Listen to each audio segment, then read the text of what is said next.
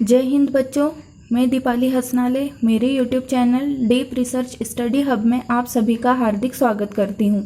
बच्चों, हम हिंदी व्याकरण विषय पढ़ रहे हैं जिसमें हमने प्रथम अध्याय की शुरुआत कर दी है, जिसका नाम है भाषा और व्याकरण अर्थात लैंग्वेज एंड ग्रामर। बच्चों, पिछले वीडियो में मैंने आपको भाषा का अर्थ बता दिया था, भाषा की परिभाषा बता दी थी, भाषा के भेद में तीनों भेद मैंने आपको बताए थे, जिसमें पहला भेद मौखिक भाषा अर्थात उच्चरित भाषा था, दूसरा भेद लिखित भाषा या हम बोल सकते हैं अंकित भाषा था, तीसरा भेद संकेत भाषा या सांकेतिक भाषा था। इसके साथ ही बच्चों मैंने आपको इन तीनों ही भेद की इकाइयाँ बता दी थी। साथ ही साथ मैंने आपको एक और बात बताई थी कि मौखिक भाषा और लिखित भाषा को ही व्याकरण में स्थान दिया गया है, सांकेतिक भाषा को व्याकरण में स्थान नहीं दिया गया है। इसी कारण मैंने आपको मौखिक भाषा और लिखित भाषा की विशेषताएं बताई थी। तो आपको मौखिक भाषा की विशेषताएं और लिखित भाषा की विशेषताएं अच्छी तरह से समझ में आ गई थी। अब हम आगे बढ़ते हैं बच्चों। अब हम जान लेते हैं मौखिक भाषा के माध्यम, लिखित भाषा के माध्यम और सांकेतिक भाषा के माध्यम, अर्थात मौखिक भाषा, लिखित भाषा और सांकेतिक भाषा कहाँ कहाँ पर प्रयोग की जाती है अर्थात हमें देखने को मिलती है। ठीक है बच्चों, तो शुरू करते हैं। सबसे पहले मौखिक भाषा के माध्यम अर्थात मौखिक भाषा हमें कहाँ कहाँ पर देखने को मिलती है। तो सबसे पहले मौखिक भाषा हमें वार्तालाप में अर्थात बातचीत में देखने को मिलती है, दूरदर्शन पर देखने को मिलती है मतलब टेलीविज़न पर देखने को मिलती है, टेलीफोन पर मौखिक भाषा का प्रयोग किया जाता है या हम बोल सकते हैं आजकल मोबाइल में हम मौखिक भाषा का प्रयोग करते हैं। इसके बाद रेडियो, भाषण, नाटक, नाटक मतलब कि मंच पर जो नाटक प्रदर्शित किए जाते हैं उनमें जितने भी डायलॉग बोले जाते हैं उन सभी डायलॉग में मौखिक भाषा का प्रयोग होता है। इसके बाद कवि सम्मेलन इत्यादि जितने भी सम्मेलन होते हैं, जैसे गीत गायन के जितने भी सम्मेलन होते हैं या प्रतियोगिताएं होती हैं, उन सभी में हमें मौखिक भाषा देखने को मिलती है। इसके बाद बच्चों अब हम जान लेते हैं लिखित भाषा के माध्यम अर्थात लिखित भाषा हमें कहाँ कहाँ पर देखने को मिलती है या लिखित भाषा का प्रयोग कहाँ कहाँ पर किया जाता है।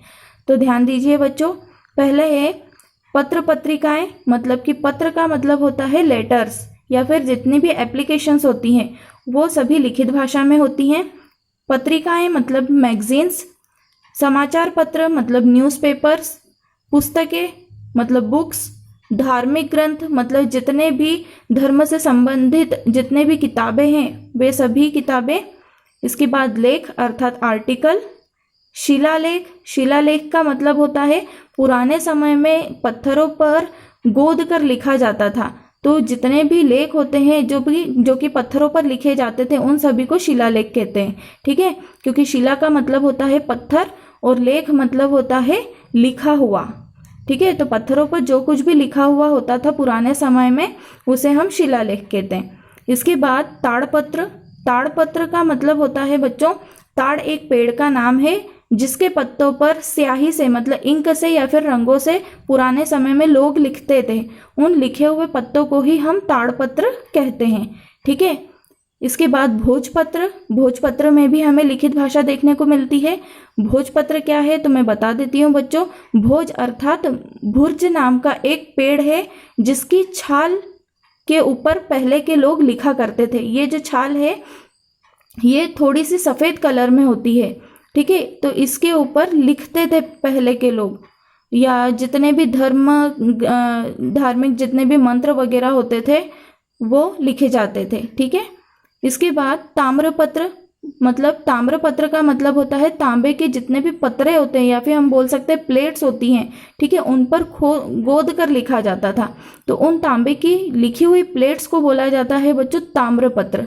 ठीक है, इनमें भी हमें लिखित भाषा देखने को मिलती है। इसके बाद तार, पहले के ज़माने में तार प्रयोग की जाती थी। ठीक है, मतलब संदेश भेजने के लिए तार का प्रयोग किया जाता था, तो उसमें भी हम लिखित भाषा का प्रयोग देखते हैं। इसके बाद जितनी भी हमारी साहित्यिक रचनाएं होती हैं, जैसे कि कहानी, उपन्यास, आत्मकथा, कविता, कविता लेखन इत्यादि, ये सारी जितनी भी साहित्यिक रचनाएं हैं, उन सभी साहित्यिक रचनाओं में हमें लिखित भाषा देखने को मिलती है।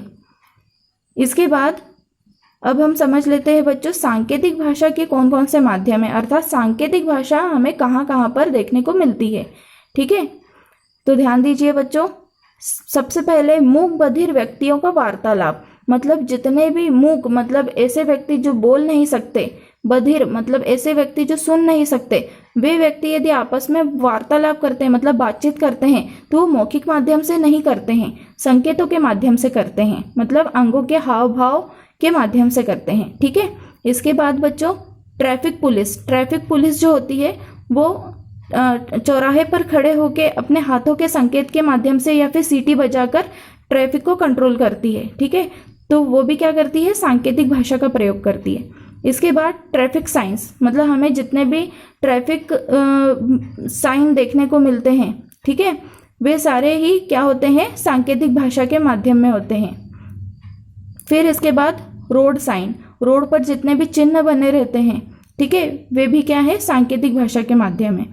फिर ट्रैफिक लाइट, आप देखते होंगे ट्रैफिक सिग्नल पर लाइट रहती है, रेड लाइट, येलो लाइट और ग्रीन लाइट, ठीक है, जो कि हमें रुकने का, तैयार होने का और आगे बढ़ने के लिए बोलती है। तो ये जो ट्रैफिक लाइट है ये भी क्या है, सांकेतिक भाषा के माध्यम है। इसके बाद रेल सिग्नल, ठीक है, रेलवे के जितने भी सिग्नल्स होते हैं, भले ही वो लाइट के माध्यम से हो या आवाज़ के माध्यम से हो, ठीक है, तो ये क्या होते हैं बच्चों, ये सारे सांकेतिक भाषा के माध्यम हैं। इसके बाद रेलवे स्टेशन पर लहराई जाने वाली झंडियाँ, मतलब जो झंडे लहराए जाते हैं रेड कलर के, ग्रीन कलर के, या कभी कभी हम देखते हैं वाइट या येलो कलर के भी हमें झंडे देखने को मिलते हैं। ठीक है, तो ये जो झंडियाँ होती हैं ये भी किसको बताती है, सांकेतिक भाषा को बताती है, मतलब सांकेतिक भाषा का प्रयोग बताती हैं। ठीक है बच्चों, तो मैं उम्मीद करती हूँ कि आपको मौखिक भाषा, लिखित भाषा और सांकेतिक भाषा का प्रयोग किन किन जगहों पर किया जाता है ये आपको अच्छे से समझ में आ गया होगा।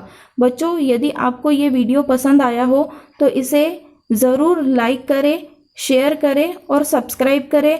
इसके साथ ही बच्चों, ये वीडियो अभी पूर्ण नहीं हुआ है, इसके आगे मैं और भी बताना चाहती हूँ जो कि हम अगले वीडियो में पढ़ेंगे। ठीक है, तब तक के लिए धन्यवाद, बाय बाय, जय हिंद।